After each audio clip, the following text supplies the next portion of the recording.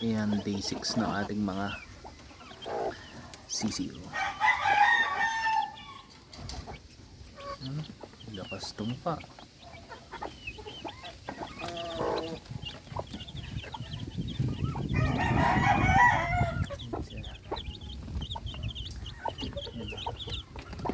Naligo na yung iba eh.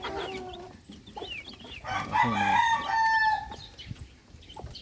Sigla naman so far. Wala namang lungkuyin. Sana lang mabuhay talaga lahat. Pero maganda naman yung ano nito eh. Maganda naman ito mag-alaga itong inahin na ito. Kasi halos lahat na naging siso niya nabuhay.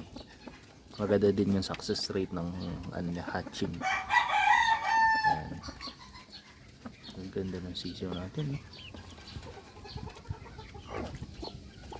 Maganda yan pag yan, puro lalaki. Marami tayo tandang. Nandito ka na ako. Diyan ka. Huwag nang lalabas. Mga away ka na naman din sa labas eh.